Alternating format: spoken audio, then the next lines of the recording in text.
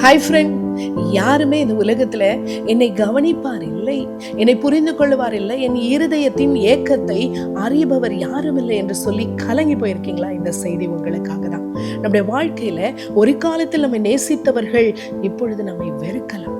நம் பேர் சொல்லி நம்மை கூப்பிட்டு அன்பாக நம்மோடு இருக்கிறவர்கள் இப்போ நம்முடைய முகத்தை பார்க்கவே அவர்கள் விருப்பம் இல்லாம இருக்கலாம். நம்ம ரிஜெக்டடா ஃபீல் பண்ணலாம். கவலைப்படாதீங்க. எனக்கு அன்பான தேவ பிள்ளையே, ஆகார் என்ற ஒரு பெண்மணி, அவர்கள் வேலைக்காரியா தான் இருந்தாங்க.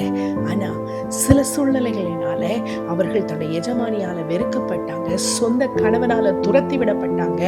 சின்ன கை குழந்தையோடு கூட அவர்கள் வனாந்திரத்துல எங்க போறதுன்னு தெரியாம அலைந்து திருந்தாங்க. தன் குழந்தை தண்ணீருக்காக கதறி கதறி அழுத போது தன் குழந்தை சாகிறத பாக்குறதுக்கு மனம் இல்லாம தூரம் போய் உட்கார்ந்துக்கிட்டு ஒரு தாயா கண்ணீர் வடிச்சாங்க. அந்த வேளையில தான் ஆண்டவர் தேவதூதனை அனுப்பி அவங்கள பார்த்து சொன்னாரு, பயப்படாத, நீ பயப்படாத, நீ எங்க இருந்து வந்தியோ அங்கே திரும்பி போ, நான் உன்னை ஆசீர்வதிப்பேன்னு சொன்னாரு.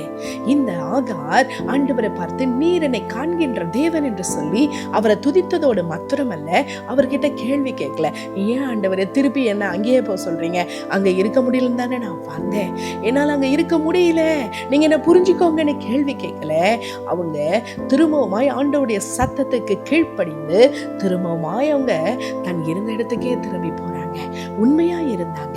கீழ்ப்படிந்ததனால கர்த்தருடைய கரம் அவர்கள் மேல் இருந்தது. கர்த்தர் அவர்களையும் ஒரு பெரிய சந்ததியாய் ஆசீர்வதித்தார். எனக்கு பிரியமான தேவ பிள்ளையே, உங்களுடைய வாழ்க்கையில நீங்கள் கடந்து போய் கொண்டிருக்கிற இந்த சூழ்நிலையை ஆண்டவர் பார்க்கிறார். உங்கள் கண்ணீரை ஆண்டவர் கேட்கிறார். அவர் காண்கிற தேவனாக அவர் இருக்கிறார். இந்த சூழ்நிலையில இந்த செய்தியை உங்களுக்கு ஆண்டவர் கொண்டு வருகிறார் என்றால் உங்களை ஆண்டவர் நேசிக்கிறார். அவருடைய சத்தத்துக்கு கீழ்ப்படிந்து அவருடைய கரத்திலே உங்கள் வாழ்க்கையை அர்ப்பணிக்கும் போது அந்த வாழ்க்கையை ஆசீர்வாதமான ஒரு வாழ்க்கையாக கர்த்தர் மாற்ற வல்லமையுள்ளவராக இருக்கிறார். உங்கள் துக்கம் சந்தோஷமாய் மாறும். எப்ப அவருடைய சித்தத்துக்கு அர்ப்பணித்து அவருடைய கரத்துல உங்களுடைய வாழ்க்கையை அர்ப்பணிக்கும் போது ஆகாரின் கண்ணீரை கண்டவர், அவருடைய கூக்குரலை கேட்டவர், இன்றும் உங்களை பார்த்தவர் சொல்லுகிறார், நான் கண்ணீரை காண்கின்றேன், நான் அழுகையை கேட்கின்றேன், நீ என்னால் மறக்கப்படுவதில்லை, நீ என்னால் மறக்கப்படுவதில்லை என்று யார் சொல்றா தெரியுமா?